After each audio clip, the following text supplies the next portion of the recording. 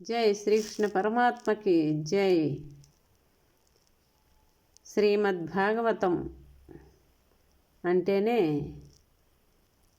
మన జన్మలు తరిస్తాయన్నమాట.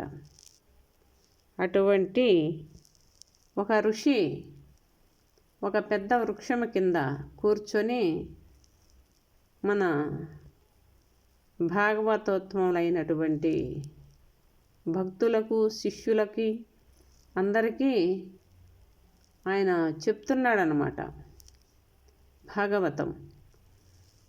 ఇప్పుడు భాగవతము చెప్తూ ఉంటే అందరూ కూడా ఆనందంగా వింటున్నారు. ఈ స్వామీజీ చాలా గొప్పగా చెప్తున్నారన్నమాట. అప్పుడు వీళ్ళందరికీ ఆ భాగవతం విని కళ్ళకు కట్టినట్లుగా ఆనంద బాష్పాలతో ఎంతో ఆనందంగా వింటున్నారన్నమాట భాగవతం. అప్పుడు దేవలోకము నుంచి దేవతలు దిగి వచ్చి, ఓ ఋషివర్య, భాగవతం మాకివ్వండి, మీకు అనేక విధాలైన సంపదలు ధనధాన్యాలు అన్నీ కూడా మీకు సమకూరుస్తాము అని చెప్పి వారు అడిగారన్నమాట. అడిగితే ఈ ఋషి వర్యుడు ఏమన్నారు, అయ్యో నాన్న, ఈ ధనము సంపదలు అష్టైశ్వర్యాలు ఇవన్నీ శాశ్వతము కాదు, ఇవన్నీ పుణ్యాన్ని కలిగిస్తాయి, స్వర్గలోక సుఖాలను అందిస్తాయి. భాగవతము మానవ జన్మ తరింపజేస్తుంది, అందుకని భాగవతం మేము ఈము అని వాళ్ళు చెప్పారన్నమాట.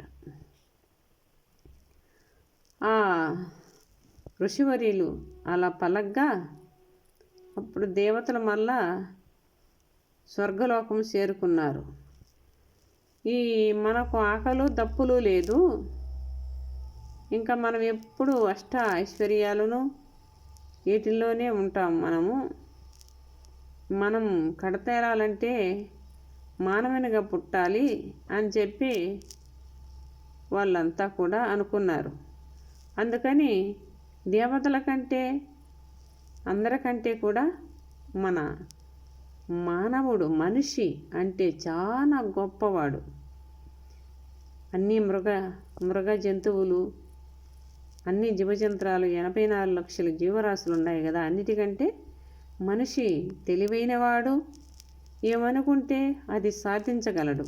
అందుకని భాగవతము వినాలి, ఇంటే భాగవతం వినాలి. భాగవతం అంటే భాగవతం భాగవతం భాగవతం భాగవతం భాగవతం అని మనం 10 సార్లు అన్నామనుకో బాగైపోతాం అన్నమాట.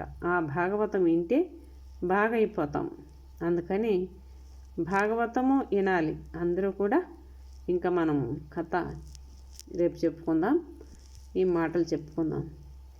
ఇవన్నీ విని తరించండి ఓ ప్రియాత్మ బంధువులారా, సోదరమణులారా, అందరూ కూడా ఆనందంగా మీరు విని తరించండి, మమ్మల్ని కూడా తరింపజేయండి అమ్మా.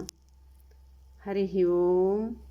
జై శ్రీకృష్ణ పరమాత్మకి. ఇది లోక కళ్యాణం కోసము 10 మాటల ఊరికే మీరు విని సంతోషపడతారని, ఇది దేశ సేవ అంతే. హరి ఓం తత్సత్.